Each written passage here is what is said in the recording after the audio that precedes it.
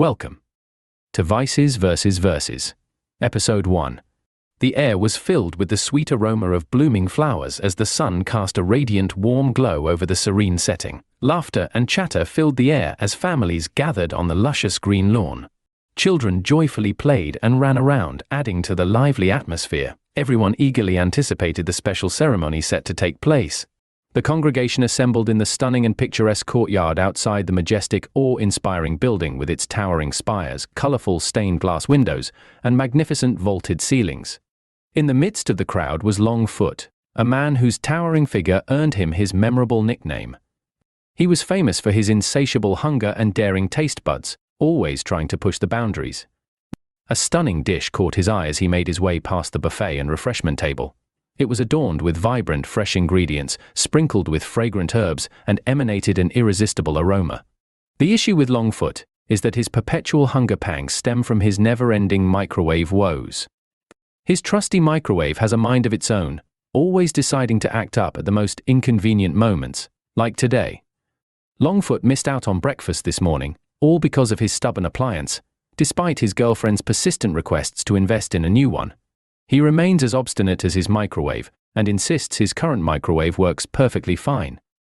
Yet today, he found himself in a maddening predicament. After successfully heating his waffles and pancakes, the stubborn microwave door refused to budge, leaving him foodless and frustrated. Longfoot stood there, feeling the pangs of hunger gnawing at his stomach. His eyes fixated on the lavish feast meticulously spread out before him, luring him with its tantalizing aroma and mouth-watering appearance. Longfoot's eyes sparkled with a mischievous gleam as he contemplated a daring plan to sneak a bite of the delectable dish that seemed to cast a spell on his senses, promising to silence his rumbling stomach temporarily.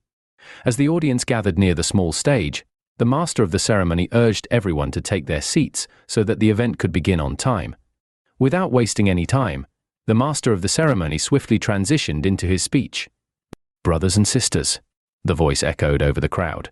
Just as he was warming up to his theme, Longfoot quickly shoved 3 huge spoonfuls of the dish accompanied by a huge bite of garlic bread. Immediately his eyes turned bright red, and beads of sweat began to form on his forehead. He tried to keep his composure, but it was clear that this was not what he had anticipated. The master of the ceremony, standing proudly on the stage, had a clear view of the entire room.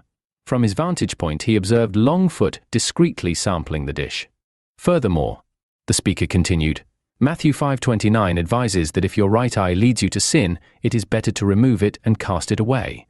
It is better to lose one part of your body than for your whole body to be cast into hell. Longfoot's distress became increasingly evident to those around him. Tears welled up in his eyes, and he couldn't stop hiccuping. Onlookers started to take notice as he frantically waved his hands in front of his mouth, searching for some respite. In a moment of desperation, he spotted what he thought was a water fountain filled with water. Without a second thought, he hurried over and hastily gulped down its entire contents before anyone could intervene. Father?" Sister Nancy interjected, pointing towards Longfoot. "I think that man might need some help." The father paused, glancing over at Longfoot. "Ah, young man, perhaps this is a lesson in temptation and moderation."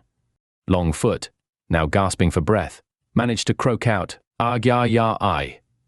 However, his fiery ordeal was far from over.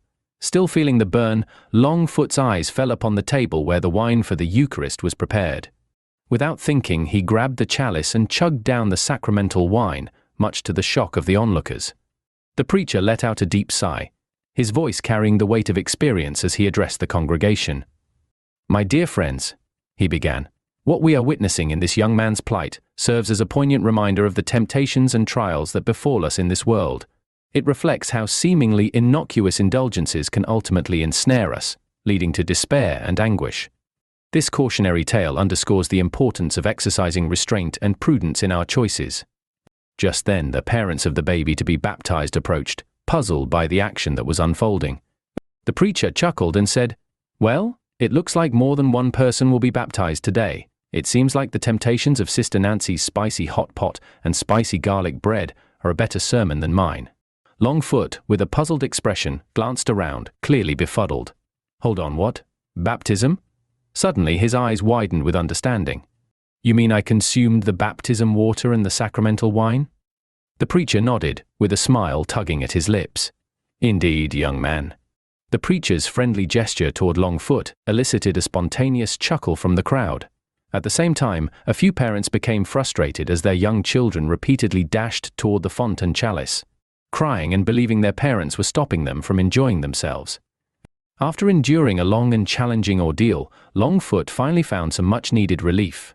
The alcohol he had consumed was starting to take effect, providing a welcome sensation of comfort.